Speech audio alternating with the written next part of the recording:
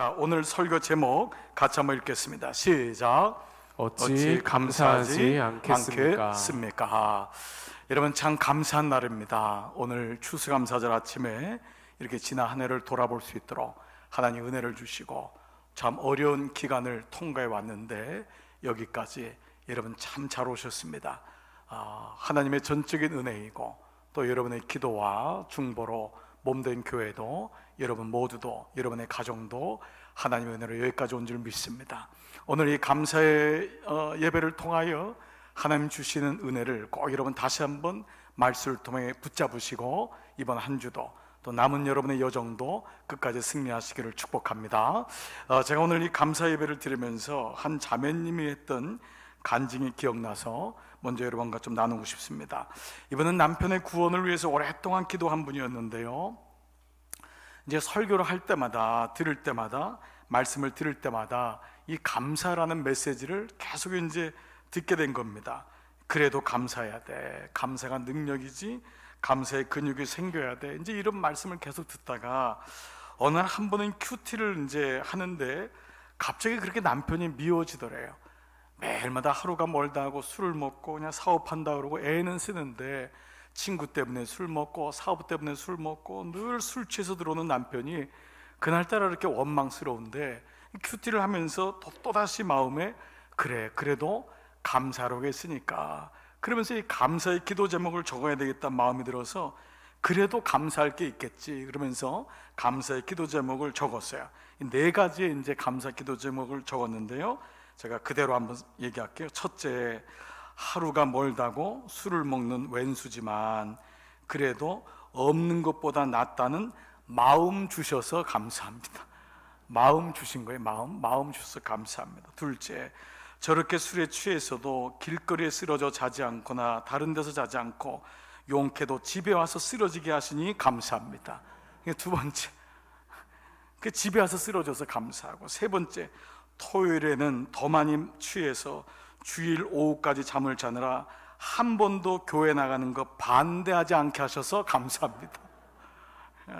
네 번째는요, 그래도 언젠가는 술도 끊고 같이 교회 나가는 것 꿈이라도 꾸게 하시니 감사합니다.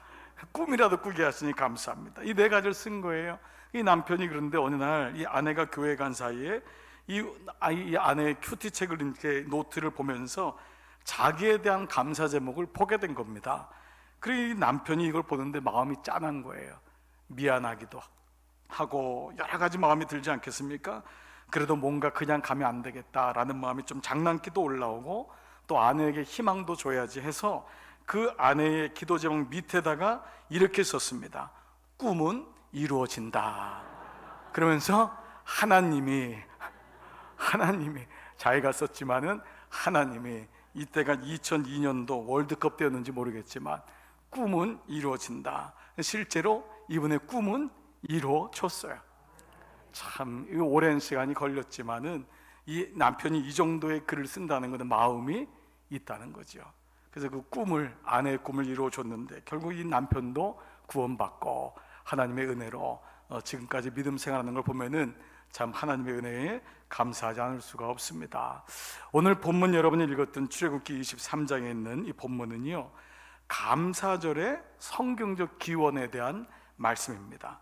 이 말씀은, 출애굽기 말씀은 가나안 땅 들어가기 전에 가나안 땅을 들어갈 것을 준비하면서 쓴 것이 출애굽기 말씀이에요. 그러니까 너희가 지금은 홍해가 갈라지고 내게 감사의 제사를 드리지만은 가나안 땅 들어가면은 달라질 수 있다. 거기는 보통 힘든 게 아니다. 그 땅에 들어가면 마음이 바뀔 수 있다. 그래서 가나안 땅 들어가기 전에 너희가 거기 들어가서도, 그리고 마지막 천국 가는 그날까지 이 절기, 감사의 마음을 잊으면 안 된다. 이것이 오늘 24장에 나와 있는 3장에 나와 있는 말씀이거든요. 자, 그런데 오늘 그 23장의 14절 처음이 이렇게 시작됩니다. 같이 한번 읽을까요? 시작. 너는 매년 3번 내게 절기를 지킬지니라. 자, 3번의 절기를 드리면서 설명을 했는데 이 절기를 드릴지니라, 오늘도 우리가 추수감사 절기, 맥주 절기라고 하잖아요. 이 절기라는 게 마디 절자를 쓰는 것이요, 그런데 이 절기라는 히브리 말이 모에드라고 하는 명사인데, 이 명사는요 야아드라고 하는 동사에서 나온 유래된 명사입니다. 즉 절기는 세 가지 동사에서 나온 말인데요, 이 세 가지의 동사의 뜻이 있는데 첫 번째가 뭐냐? 첫 번째는 못 박다 라는 뜻을 가지고 있습니다. 여러분들이 절기라는 것을 정할 때마다, 지킬 때마다 꼭 기억할 게 못 박다, 이 말은 매듭을 짓다, 결정하게 한다는 거예요. 우리 마음속에 우유부단하고 우리 마음속에 매듭 짓지 못할 때가 많이 있어요. 그때마다 절기를 통하여 매듭을 지으라는 거예요. 매듭이란 단어가 떠오르는 식물이 있죠. 대나무입니다. 대나무가 그렇게 울창하게 위로 하늘을 치솟아 올라갈 수 있는 것은 매듭이 있기 때문에 그렇습니다. 매듭이 없으면 조그만 바람이 불어도 다 꺾입니다. 비바람이 불어도 매듭이 있기 때문에 그렇게 휘는 것 같지만은 모든 나무는 다 쓰러져도 대나무는 쓰러지지 않습니다. 매듭, 절기의 첫 번째는 못 박는 시간을 주시는 것입니다. 우리의 죄를 못 박기도 하고 우유부단했던 마음도 못 박고 결심을 새롭게 하라. 이것이 첫 번째 야드에서 나온 못 박다입니다.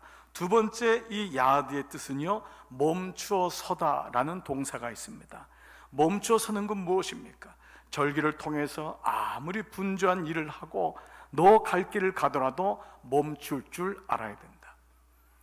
죄성을 가진 인간이 못하는 것이 있습니다. 멈추질 못합니다. 뭔가 문제가 있으면 멈춰서 좀 돌아봐야 되는데 이게 안 됩니다. 그냥 앞으로 달려갈 줄만 압니다. 그래서 우리 인생에서 언제 멈추죠? 몸에 병이 나면은 비로소 멈춥니다. 그리고 주님이 부르시는 그 순간은 멈춰야 합니다. 그런데 절기는 뭐죠? 그런 병이나 죽음이 오기 전에 먼저 멈출 줄 아는 것입니다. 이 멈춘다는 것은 히브리 동사에는 묵상한다는 말도 의미가 있습니다. 예배한다는 뜻도 멈추다에 있습니다. 예배는 뭐지요? 일단 멈춰야 돼요. 멈추지 않으면 예배를 드릴 수 없습니다. 안식일은 뭐죠? 멈추어 쓰라는 거예요. 멈춰야 돼요. 그래야지 생각이 납니다. 그래야지 무엇이 어떻게 되는지를 알게 됩니다. 두 번째 야드는 멈추어 서다라는 뜻이 있습니다. 세 번째 절기를 뜻하는 야드는요, 결혼하다라는 의미를 가지고 있습니다. 이 결혼하다는 의미는 가나안 땅에 들어가도 내가 너희의 신랑이야, 너는 나와 결혼했어, 다른 우상이랑 결혼하면 안 돼. 바로 하나님이 영적인 신랑임을, 예수 그리스도가 영적인 신랑임을, 내가 하나님이 주인이심을 고백하는 것이 야드, 절기를 통해서 경험하게 되고 깨닫는 것이 바로 이 말씀이라는 것입니다. 여러분, 이와 같이 절기의 의미가 이와 같다면 이 추수감사절, 우리가 한 해를 돌아보며 만약 우리가 그래 지난 한 해 감사해야지 라고 하는 것으로만 멈춘다면 여러분, 이것은 교훈적인 감사에 멈출 것입니다.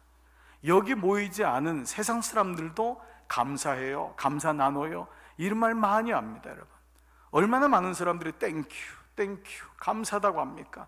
예수 안 믿어도 감사한 사람 많습니다. 그러면 하나님이 우리에게 이 말씀을 주신 것은 우리의 감사가 그저 세상 살면서 좋은 일이 있고 또 건강했고 이 모든 것이 물론 감사지만 여기서 멈춰지는 감사가 아닌 출애굽기가 성경의 가장 대표적인 구속사적인 말씀, 애굽에서 노예 생활하던 우리를 이끌어내신 하나님을 만났던 그 말씀, 가나안 땅 가기 전에 너는 이 믿음을 가져야 돼 라고 하면서 하나님이 약속하셨던 그 말씀이라면 우리는 우리의 진짜 감사는 구원에 대한 구속사적인 감사가 되어야지만이 진정한 감사가 될 수 있음을 우리가 이 말씀을 통해 보게 되는 것입니다.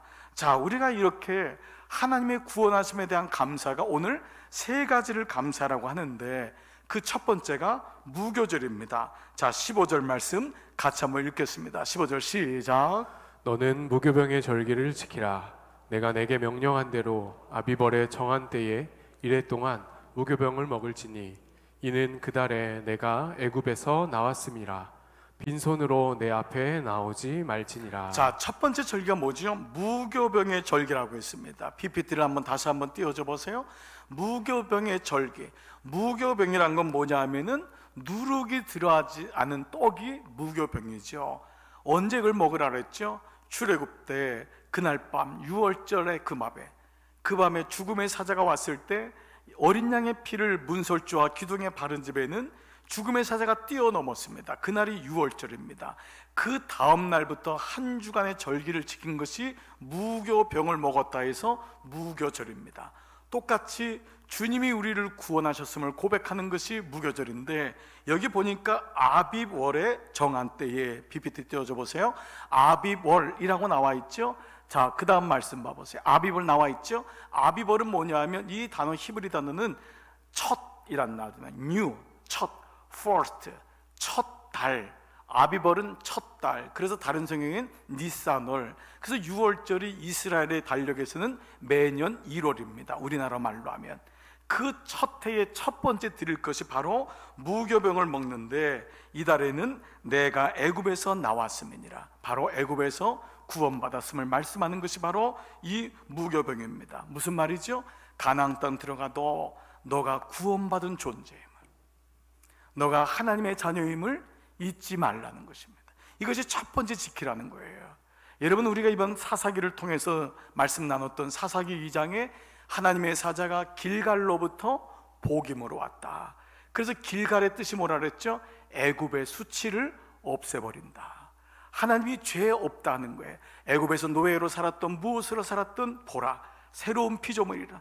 이전 것은 지나갔으니 새 것이 되었도다 말씀하는 거예요. 그래서 이 무교절의 이 절기는 6월절 절기와 무교절 같은 것입니다. 이 무교절 절기는 구원의 단계로 하면 바로 칭의라고 할 수 있죠. 하나님이 우리를 자녀 삼아 주신 거예요. 내가 이미 받은 구원, 그 구원을 잊지 말라는 것이 바로 무교병의 절기 때마다 이것을 잊지 마라. 자, 두 번째는 무엇일까요? 오늘 이 첫 번째 씨를 뿌린 것에 대한 감사인데요, 16절의 전반절입니다. 같이 한번 읽습니다. 시작. 맥주절을 지키라. 이는 내가 수고하여 밭에 뿌린 것의 첫 열매를 거둠이니라. 자, 이것은 언제? 가나안 땅 들어가서 씨를 뿌리는데 처음으로 그들은 씨를 뿌리는 거예요. 애굽에서 종살이할 때 양만 쳤습니다. 그들은 목축업만 했어요. 광야에서 농사를 짓지 못했어요. 가나안 땅에 들어가서 첫 수확을 얻은 거예요. 광야에서는 뭘 먹었죠? 만나를 먹었어요. 첫 수확이 올 때까지 만나가 왔다 그랬죠. 그러니까 그 첫 수확을 거둘 때에 너희는 그 첫 수확이 너희의 수고와 애씀이 아닌 하나님의 은혜임을 잊지 말아라. 이것이 바로 맥주절인 것입니다. 아무리 가나안 땅 들어가서 너 땅이 생기고 너가 수확하여서 곡식물 받으면은 혹시나 네 마음에 야, 내가 이렇게 했구나, 이거 다 내 거구나, 이런 마음이 들 때 그 마음 잊지 말아라. 그래서 하나님이 너의 수고를 알지만 하나님께 드려라. 이것이 바로 맥주절. 바로 이것은 구원의 단계에서 말하면 뭘까요? 가나안 땅에서의 삶에서도 두렵고 떨림으로 너희의 구원을 이뤄가야 돼. 바로 성화의 단계를 우리는 묵상할 수 있다 할 수 있습니다. 자, 이런 의미에서 이제는 세 번째 나오는 것이 바로 오늘 추수감사절을 의미하는 수장절입니다. 수장절이란 이름은 처음 들어보신 분들이 있을 거예요. 자, 오늘 말씀에 보니까 16절 후반절 같이 읽을게요. 시작. 수장절을 지키라. 이는 내가 수고하여 이룬 것을 연말에 밭에서부터 거두어 저장함이니라. 자, 수장절을 지키는데 너가 수고하여, 이 말은 하나님이 은혜를 주어서 그렇게 해서 거둔 것을 연말에, 그 해의 마지막에 밭에서부터 거두어 어떻게 하죠? 저장함이라. 그래서 수장이란 말이 저장이란 의미와 같은 것입니다. 한 해의 마지막 끝에 그 해 한 해 동안 주신 것을 거둬들여 저장하면서 이 모든 것이 하나님의 은혜였구나, 잊지 말라라는 것입니다. 여러분, 가만히 보면은요, 이것이 인생으로 새 절기를 보면 무교절은 바로 이 땅에 태어난 시기, 바로 구원받았던 그 애굽에서 나왔던, 홍해가 갈라지면서 영적인 믿음 생활을 처음으로 시작했던 그 어린 시절을 얘기한다면, 맥주절은 첫 수확을 거두는 젊은이의 시기요.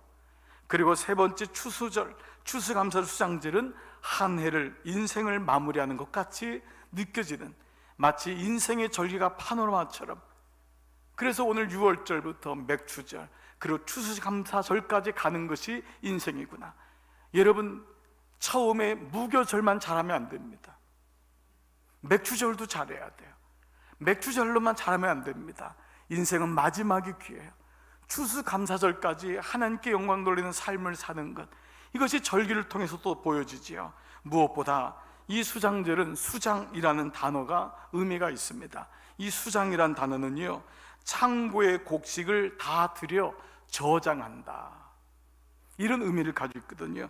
창고의 곡식을 다 들여서 저장한다는 뜻입니다. 즉 양식을 준비하여 겨울을 지내고 봄을 맞이한다, 이 말이 수장절이죠. 양식을 창고에 들인다는 것은 겨울이 온다는 것을 아는 사람만이 할 수 있습니다. 겨울이 없는 사람은 절대 모을 수가 없습니다. 저장할 수가 없죠. 겨울이 있다는 것을 아는 사람, 이제 곧 혹독한 겨울이 올 거야. 그 겨울을 지키기 위해서 그 양식, 알곡들, 곡식들을 저장해 수장해 놓는 것입니다. 그리고 분명히 봄이 올 거야. 봄이 와. 그렇기 때문에 이거를 알고 믿는 사람만이 수장을 할 수 있다는 것입니다. 자, 이런 수장의 의미가 창고에 곡식을 드린다는 의미를 연상한다면, 여러분 중에는 혹시 예수님이 심판과 구원에 대해서 말씀하신 이 말씀, 마태복음 3장 12절이 떠오르시는 분이 있을지 몰라요. 알곡은 모아 곡간에 드리고, 알곡은 모아서 곡간에 드리고, 추수하여서 그것은 곡간에 드리고, 쭉저기는 꺼지지 않는 불에 태우시리라. 그래서 이 수장절 감사절은 구원의 의미로 보면은 마지막 추수 때를 연상하게 되고, 마침내 알곡은 저장되어서 천국잔치, 천국 그 창고에 들어가게 되고, 심판의 불을 면하게 되지만은 하나님의 곡간 안에 들어가지 않은 쭉정이는 결국 불에 태워진다라고 하는 말씀을 가지고 있습니다. 여러분들이 아까 불렀던 이 찬송가 처음에 불렀던 589장, 여러분들 그 봉헌성으로 불렀던 넓은 들에 익은 곡식의 4절이 거둬들인 모든 알곡 천국 창고 들인 후 주가 베풀 잔치자리 우리 참여하겠네. 거둬들인 모든 알곡 천국 창고 들인 후 주가 베풀 잔치자리 우리 참여하겠네. 즉 이 말씀으로 보면은 하나님의 곡간에 들어가는 추수에 대한 개념으로 본다면, 구원의 단계로 한다면은 이 수장절, 추수감사절은 성화, 즉 하나님의 구원받은 사람만이 하나님 앞에 올려드릴 수 있는 최고의 감사요, 그 가나안 땅의 성화의 과정을 끝까지 싸워 이긴 사람만이 드릴 수 있는 진정한 감사의 절기가 이 추수감사절기라는 것입니다. 이런 의미를 본다면 이런 수장절은 단지 도덕적이나 교훈적으로 그래 고맙다고 해야지, 감사하다고 하면 좋은 일이 있을 거야 라고 하는 세상 사람들이 다 하는 그런 감사의 의미가 아닌, 오늘 수장절의 의미가 구속사적인 구원의 의미를 가지고 있다면, 오늘 이 아침에 우리가 드려야 될 그 구원의, 그 감사의 모든 하나부터 10가지의 고백은 바로 구원하심에 대한 감사, 바로 이것이야말로 진짜 감사의 고백이 되고, 여기서부터 우리에게 일용할 양식도 주시고 호흡도 주고 생명도 주고 자녀도 주고 가족도 주고 직장도 주고, 이런 모든 것에 대한 감사가 고백되는 것. 그래서 오늘 출애굽기에서 이 절기를 지키라, 여기에는 구원에 대한, 농사에 대한 감사가 아닙니다. 이거는 보여지는 거예요. 보여지는 것에 대한 감사가 아닙니다. 만약에 구원하심에 대한 이 깊은 영적인 감사, 하나님께 대한 감사가 없다면 우리는 그저 눈에 보이는 거기에 대한 감사, 혹은 흔들리는 것, 가변적인 것에 대한 감사, 혹은 감사할 것이 있으면 감사하고 없으면 할 수 없는 조건적인 감사에 머무를 수밖에 없을 것입니다. 오늘 그래서 우리는 이 말씀을 통해서 나를 하나님의 자녀 삼아주시고, 나를 예배자로 삼으시고, 무엇보다 하나님의 자녀 삼으셔서 이 땅에 살지만 천국을 예배해 주시고 예수님의 피로 나를 구원해 주셨다고 하는 이 놀라운 구원에 대한, 지난 3주 동안 1:1 양육을 통해 계속해서 말씀을 나누는 이 말씀이 이번에 나의 가슴 속에 깊이 심겨져서, 구원은 죄와 사망으로부터의 구원이구나. 죄의 삭은 사망이고 어느 모든 사람도 둘째 사망을 피할 수가 없는데 그 심판에 꺼지지 않는 불로 들어가지 아니하고 천국에 믿어지고 내가 천국 백성이 되었음을 날마다 고백하며 감사로 살아갈 수 있다면 이것이야말로 정말 진정한 감사구나. 오늘 이 은혜가 여러분 가운데 다시 고백되기를 주의 이름으로 축복합니다. 여러분 이런 생각 한번 들지 않으셨어요? 여러분 중에 많은 분들이 그러랍니다요. 예배를 드릴 때마다 문득 내가 지금 어떻게 교회에 있네. 야, 내가 어떻게 예배를 드리지? 내가 하나님의 자녀가 되었구나. 야, 정말 내가 여기 있을 사람이 아닌데, 내가 정말 다른 데 가야 있을 사람이고, 많은 사람들이 예수를 믿는 것 같지만 사실은 믿지 못하고 믿음이 없는데 웬 은혜지? 내가 예수님의 이름으로 기도하지, 내가 예수님을 안다니. 어느 날 그 어려운 일이 있는데도 천국의 소망이 내게 오고, 천국은 얼마나 좋을까? 주님, 이 땅에서 끝까지 승리하다가 마지막 날 주님 앞에 갈 때 열린 천국문 내가 들어가 세상 짐을 내려놓고 주와 함께 다스리리, 주와 함께 살리, 그 고백이 날마다 있게 되는 것. 여러분 이거 가끔 생각하면 놀랍지 않습니까? 저는 이만큼 목회를 하고 이만큼 믿음으로 살아왔는데도 제가 아내하고 날마다 고백하는 게 그 고백이에요. 여보, 나는 믿어지질 않아. 내가 예수를, 우리 집이 어떻게 예수를 믿을까? 어떻게 우리 집에, 우리 기질로 믿음 갖는 게 너무 어려운 기질인데 어떻게 이 믿음을 가지고 여기까지 왔을까? 그러면서 꼭 하는 말이, 우리 끝까지 믿음 지키고 천국까지 가는 날까지 우리 믿음 지킵시다. 이 고백이 정말 예사로운 고백이 아님을 알게 돼요. 예수 믿는 거, 여러분 누구든지 와서 누구든지 예수 믿는 것 같죠? 그런데 아니에요. 안 그래요. 정말 믿음을 지킨다는 게 보통 귀한 게 아니라는 것을 알게 됩니다. 이거를요, 사도 바울이 로마서 5장 8절, 여러분들이 아는 말씀에서 사도 바울은 그 구원이 흔들리는 로마인 교회, 그 세속의 중심에 있고 세상의 아름다운 것이 가득 찬 로마의 중심에 사는 그 로마인 교회를 향하여 구원에 대해서 설명하는 것을 이렇게 합니다. 여러분 아시는 로마서 5장 8절, 우리가 아직 죄인 되었을 때에, 우리가 아직 뭐가 뭔지를 구별하지 못하고 멈춰서지 못하고 세상의 욕망과 나의 욕망을 가지고 달려가고 있고 내게 아무 소망이 없어요. 그렇게 믿음으로 살려고 하는데 안 돼요. 끊어보려고 하는데 안 돼요. 멈춰보려고 하는데 안 돼요. 그렇게 내게 소망이 없는 것을 우리가 아직 죄인 되었을 때, 우리가 아직 죄 가운데 되었을 때, 이것이 우리의 상태 아닙니까? 여러분들 로마인들이에요. 여러분 잘 사는 것 같지만 여러분의 상태는 바로 이러한 상태입니다. 여러분에게 소망이 없습니다. 여러분들이 누리는 것 같고 잘 나가는 것 같지만 아닙니다. 하나님을 두려워해 보십시오. 하나님을 생각해 보십시오.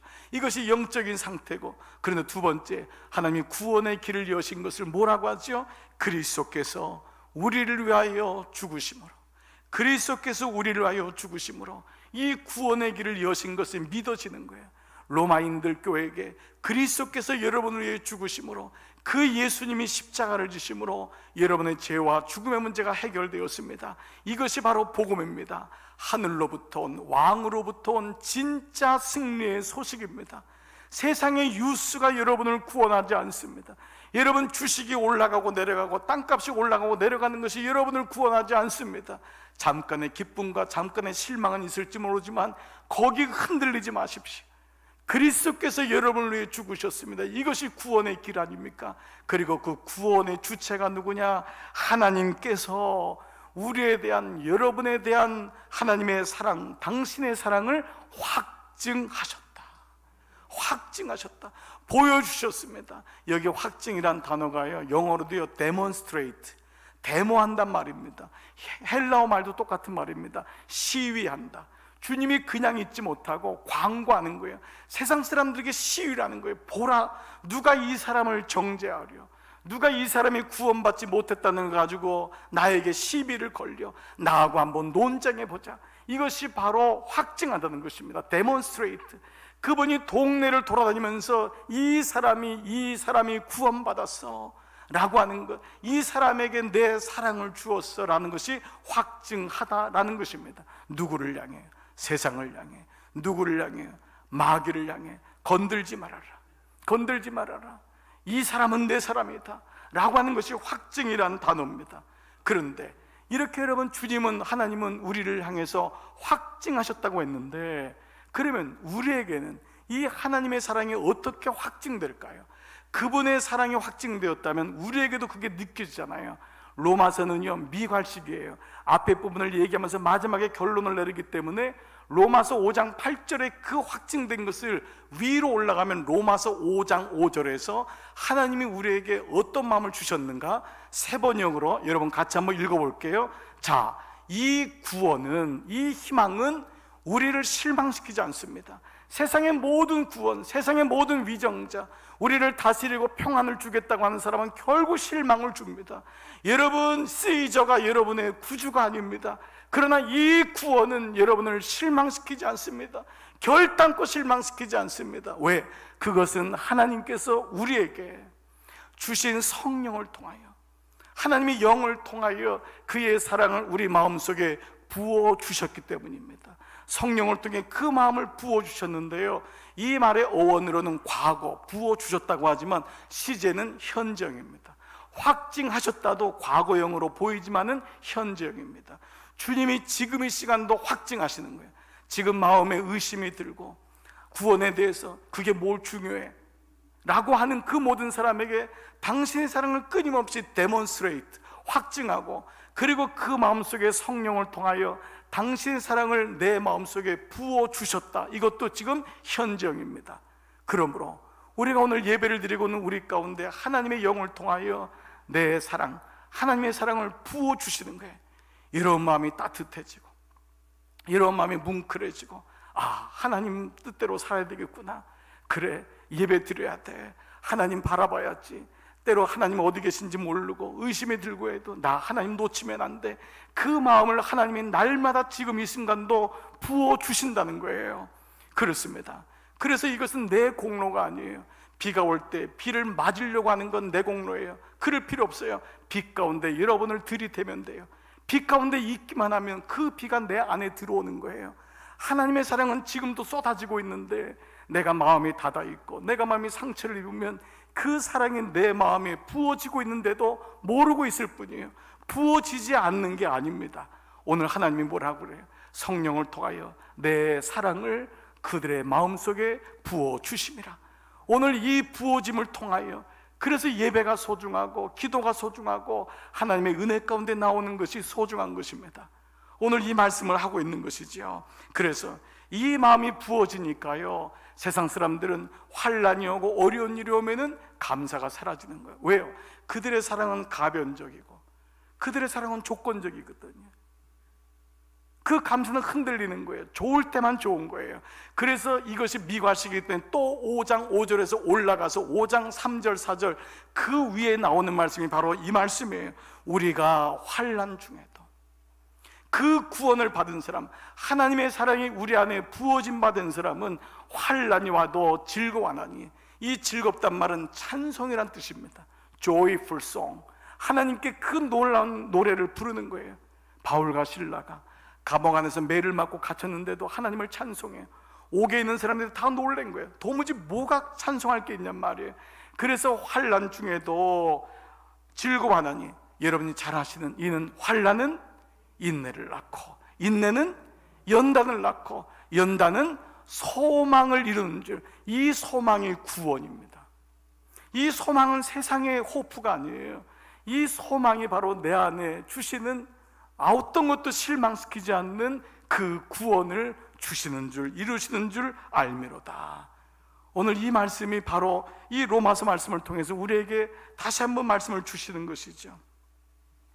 또한 여러분, 이 수장절은 말씀드린 대로 저장되어 있다라고 말씀을 드렸습니다. 저장되었다는 것은 이미 주신 것이 있음을 전제로 하는 거죠. 받은 것이 있기 때문에 저장하는 것이지, 받은 것이 없는데 저장한다는 것은 말이 되지 않죠. 즉, 이 말은 저장은 이미 주셨기 때문에, 즉 그 부어주신 구원의 사랑을 잊지 않고 날마다 저장된 것을 꺼내서 보면서 그것을 확증하는 것입니다. 이것이 바로 수장절입니다. 추수감사절은 감사한 일이 있어서 감사가 아닌 구속사적인 의미로 하나님이 내게 베푸신 그 구원의 은혜를 저장된 것을 저장하여서 그것을 날마다 꺼내어서 하나님의 은혜가 어떠한지를 고백하고 감사하는 것, 이것이 저장의 의미가 있는 것입니다. 그래서 오늘 우리의 모든 구원이 하나님 말씀을 통해서 이루어지는 구원의 확신입니다. 여러분이 이번 주 1:1 양육의 육과를 공부할 때 구원의 확신이 옵니다. 제가 지난 금요일에도 말씀을 드렸는데, 그 구원의 확신은 여러분의 상태나 여러분의 마음, 지금 여러분이 죄를 짓고 있고 안 짓고의 그러한 현상으로 보시면 안 됩니다. 하나님 말씀으로 인한 구원의 확신이 이루어져야 되는데, 내게 저장되어서 꺼내어서 보는 게 뭘까? 바로 하나님 말씀입니다. 자, 이것이 베드로전서 1장 23절에 너희가 거듭난 것,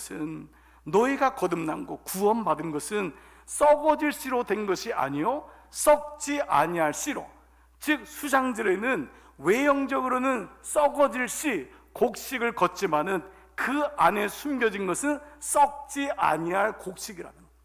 썩지 아니할 씨가 수장되어 있는 거예요. 곡식을 걷어들이는 건 외형적인 모습이지만 그 안에는 영원히 썩지 아니하시는 그것. 그래서 거듭난 것은, 우리가 거듭난 것은 썩어질 것으로 된 것이 아니요 썩지 아니할 씨로 된 것이니 살아있고 항상 있는 하나님의 말씀으로 되었느니라. 하나님 말씀으로 된 그 구원이 저장된 것을 날마다 꺼내어 보면서, 그렇구나, 하나님이 이 와중에도 나를 구원하셨지, 이 어려움 속에 나를 구원하셨지, 그것을 날마다 고백하는 것이 바로 오늘 수장절의 의미인 것이에요.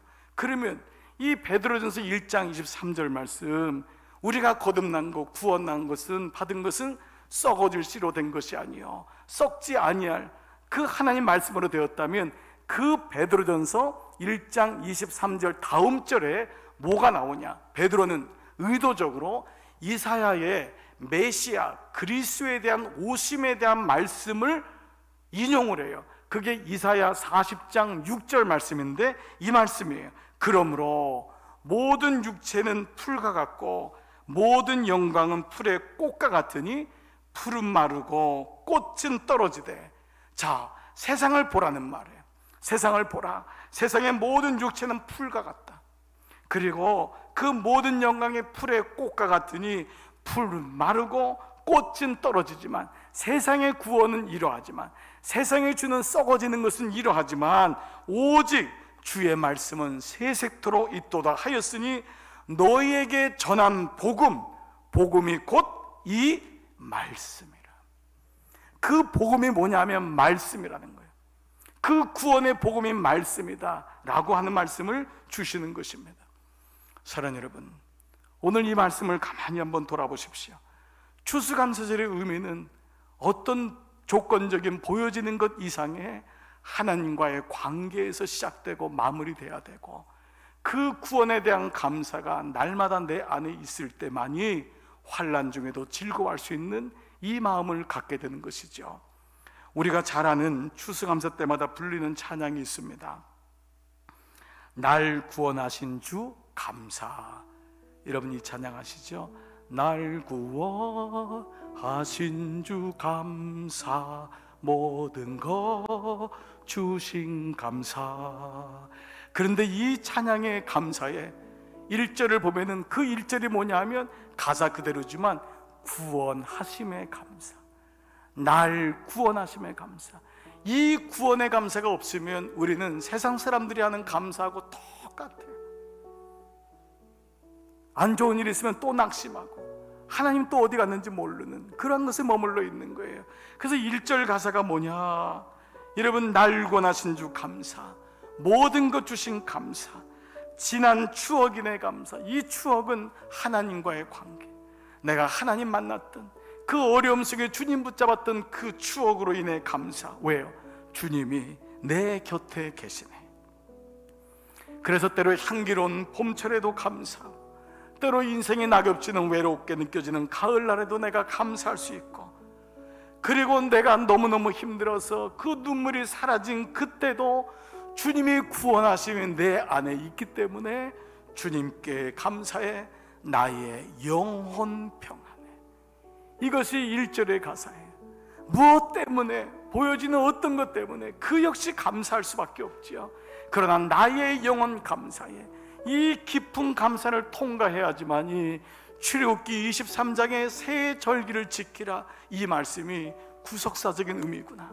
내 안에 예수님 없으면, 구원받음 없으면 나는 세상 따라갈 수밖에 없는 인생이구나.